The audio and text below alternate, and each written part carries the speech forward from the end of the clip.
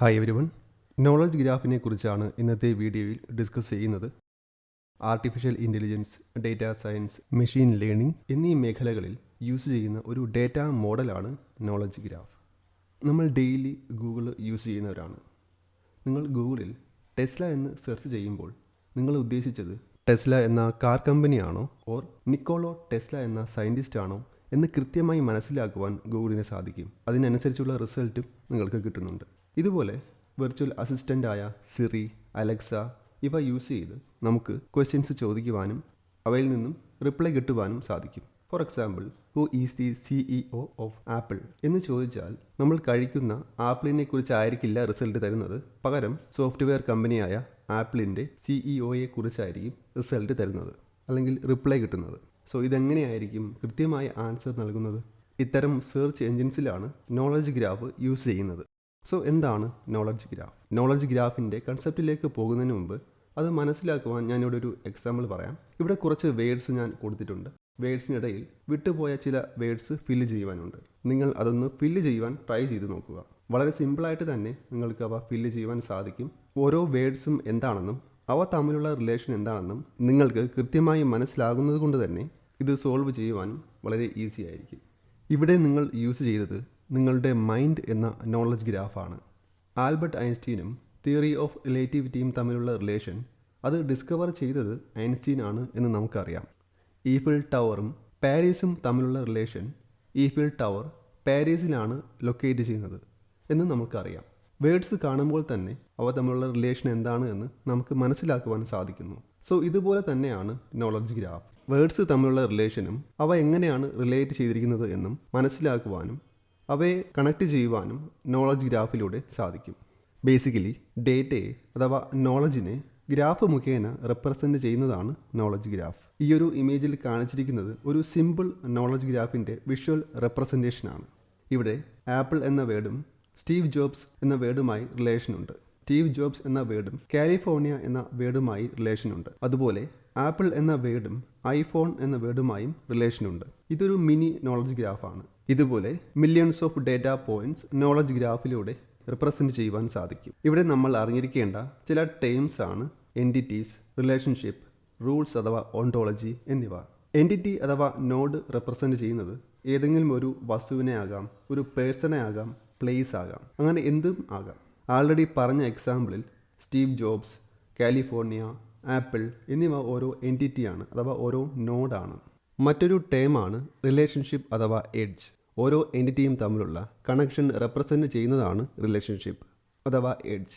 ഈ ഒരു എക്സാമ്പിളിൽ ആപ്പിൾ എന്ന നോഡും സ്റ്റീവ് ജോബ്സ് എന്ന നോഡും തമ്മിലുള്ള റിലേഷനാണ് ഫൗണ്ടഡ് ബൈ.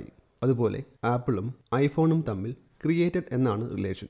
ഇങ്ങനെ നോഡുകൾ തമ്മിൽ റിലേഷൻ ഉണ്ടായിരിക്കും. നോളജ് ഗ്രാഫിലെ മറ്റൊരു ടേമാണ് ഓണ്ടോളജി. ഓണ്ടോളജി എന്ന് പറയുന്നത് ഒരു നോളജ് ഗ്രാഫിൽ കൺസെപ്റ്റ്, റിലേഷൻഷിപ്പ്, റൂൾസ് എന്നിവ ഡിഫൈൻ ചെയ്യുന്ന ഒരു ഫ്രെയിംവർക്കാണ് ഓണ്ടോളജി. എൻറ്റിറ്റീസ് തമ്മിലുള്ള റിലേഷൻ്റെ റൂൾസ് സെറ്റ് ചെയ്യുന്നത് ഓണ്ടോളജി യൂസ് ചെയ്താണ്. For example, A person can be born in A country എന്നൊരു റിലേഷൻ നമുക്ക് സെറ്റ് ചെയ്യാൻ സാധിക്കും. എന്നാൽ country can be born in country എന്നൊരു റിലേഷൻ വരാൻ പാടില്ല. A person has attributes like birth date, profession. എന്നാൽ ഒരു കൺട്രിക്ക് അങ്ങനെയുള്ള ആട്രിബ്യൂട്ട്സ് വരികയില്ല. ഇങ്ങനെയുള്ള റൂൾസ് ആൻഡ് കൺസ്ട്രെയിൻസ് സെറ്റ് ചെയ്യുന്നത് ഓണ്ടോളജി യൂസ് ചെയ്താണ്. സോ നോളജ് ഗ്രാഫിൽ നമ്മൾ അറിഞ്ഞിരിക്കേണ്ട ടേംസ് ആണ് entities, relationship and ontology. Knowledge ഗ്രാഫിൽ millions to billions of data points represent ചെയ്യുവാൻ സാധിക്കും. പല AI ആപ്ലിക്കേഷൻസിലും ഈ ഡേറ്റ യൂസ് ചെയ്യുവാനും സാധിക്കും.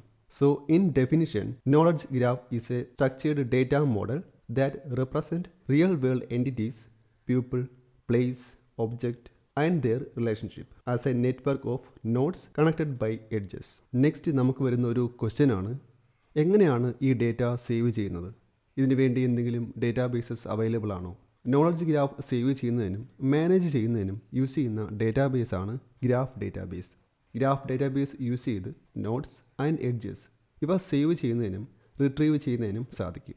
ഇത്തരം ഗ്രാഫ് ഡേറ്റാബേസിന് എക്സാമ്പിൾസ് ആണ് Neo4j, Amazon Neptune, graph DB എന്നിവ. ഇങ്ങനെ പലതരത്തിലുള്ള ഗ്രാഫ് ഡേറ്റാബേസസ് അവൈലബിൾ ആണ്. AI applications, search engine, virtual assistant എന്നിവ ബിൽഡ് ചെയ്യുവാൻ ഇത്തരം ഗ്രാഫ് ഡേറ്റാബേസസ് യൂസ് ചെയ്യാറുണ്ട്. Neo4j എന്ന ഗ്രാഫ് ഡേറ്റാബേസിലേക്ക് ഡേറ്റ ആഡ് ചെയ്യുന്നതിന് സൈഫർ ക്വറി ലാംഗ്വേജ് ആണ് യൂസ് ചെയ്യുന്നത്. ഈ ഒരു ക്വറി ലാംഗ്വേജ് യൂസ് ചെയ്ത് ഡേറ്റ സേവ് ചെയ്യുവാനും റിട്രീവ് ചെയ്യുവാനും സാധിക്കും. Neo4j പോലെ തന്നെ മറ്റു പല ഗ്രാഫ് ഡേറ്റാബേസസും അവൈലബിൾ ആണ്. അവ ഡിഫറെൻറ്റ് പർപ്പസിന് വേണ്ടി യൂസ് ചെയ്യാറുണ്ട്. ബേസിക്കലി യൂസറിൽ നിന്നുള്ള ഒരു ക്വറി നോളജ് ഗ്രാഫ് എങ്ങനെ പ്രോസസ്സ് ചെയ്യുന്നു എന്ന് നോക്കാം. First, understanding the query. യൂസറിൻ്റെ ക്വറി സ്ട്രക്ചേർഡ് ഡേറ്റയിലേക്ക് കൺവേർട്ട് ചെയ്യുന്നു. ദെൻ റിലവൻറ്റ് എൻറ്റിറ്റീസ് കണ്ടുപിടിക്കുന്നു.